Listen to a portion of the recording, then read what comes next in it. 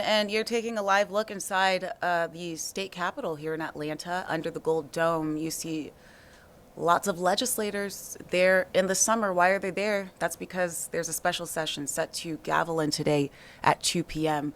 The staircase there and the rotunda full of Republicans, as we are expected to hear from them as they continue to get settled in and we wait for leadership. I believe House Speaker John Burns will be the one to take the podium when they are ready.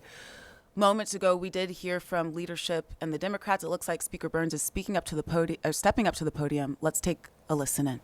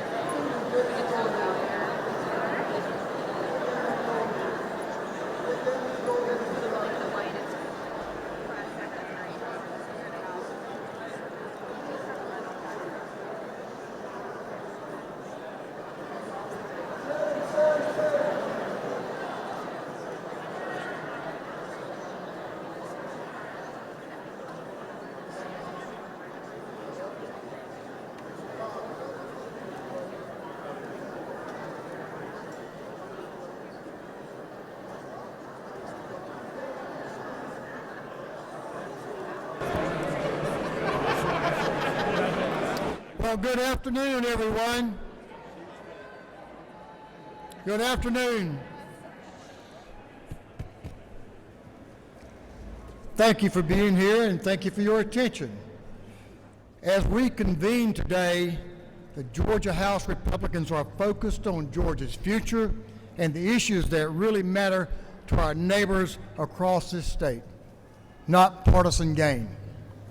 That's why we look forward to working with the governor, with Governor Kemp, and our partners in the Senate to drive down the cost of living for Georgia families by delivering historic property tax relief and ratifying the suspension of the gas tax, which has saved Georgia drivers hundreds of millions of dollars.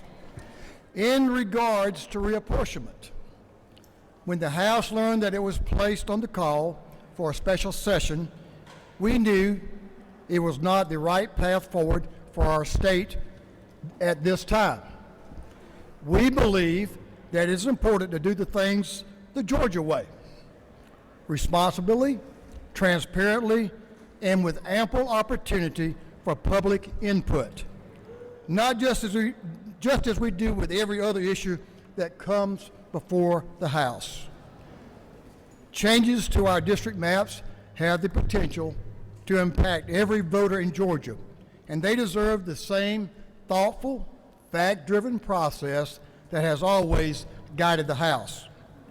That's why we look forward to holding joint reapportionment meetings to hear from voters in every corner of this state, ensuring every citizen of our state has an opportunity to make their voice heard in a fair and bipartisan environment. In addition, there are a number of cases pending where judges are currently analyzing the decision of Calais on redistricting. Several of those cases involve Georgians' prior and current maps.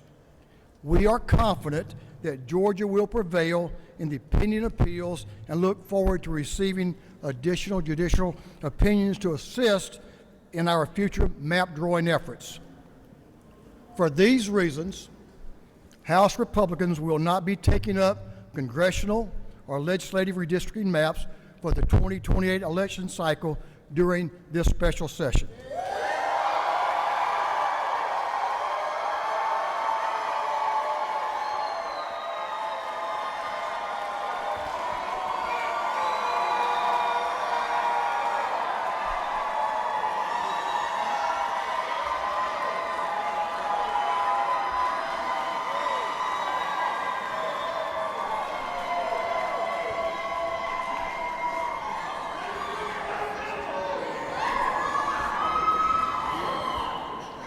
Yeah, well, thank you for the ovation. Now, We have a job to do. Let's get to work, Georgia, and do our jobs. Now I'm going to introduce the President Pro Tem of the Senate, Senator Larry Walker, for some remarks. Senator Walker.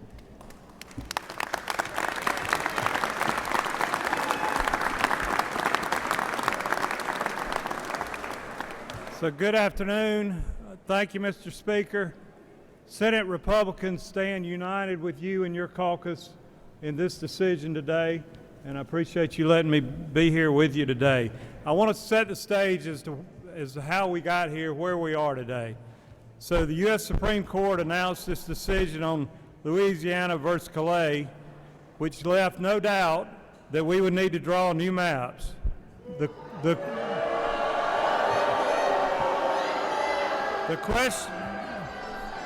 question was when.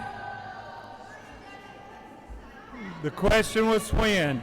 It was important for Governor Kemp to immediately give our voters clarity that we would adhere to the Purcell principle, meaning the 2026 election cycle in Georgia was already underway.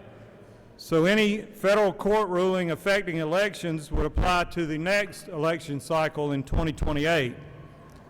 In his call for the special session, the governor asked the legislature to consider redistricting for 2028, along with addressing other important issues like property tax relief, the suspension of the gas tax, and ensuring election integrity.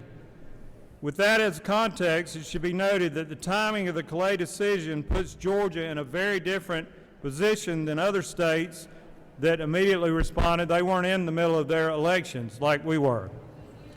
We believe it would be wise to allow the judicial process to further develop in other states and evaluate how courts rule on newly adopted district maps elsewhere. With this guidance, we are confident that Georgia's new districts will ultimately withstand legal scrutiny and that Georgia will prevail in defending these maps before the courts. For these reasons, the Senate sent a letter to Governor Kemp this morning informing him we will not take up redistricting during this special session.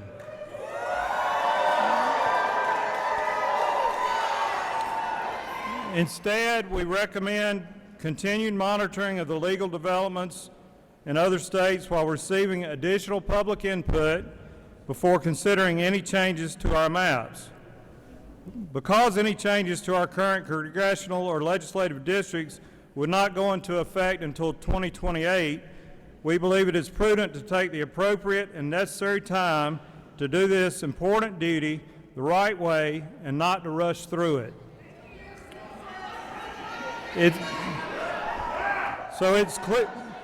It's clearly the responsibility of the General Assembly to draw maps and to ensure that any action we take is transparent, well-informed, and in unison with our colleagues in the House of Representatives.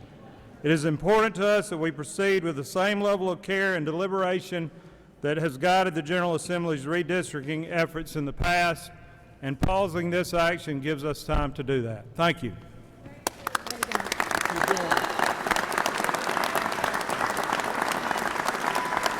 Thank you, Senator Walker. Thanks to our Senate colleagues, House colleagues. If you have any questions, reach out to our offices, and we'd be glad to answer them. Thank you all very much.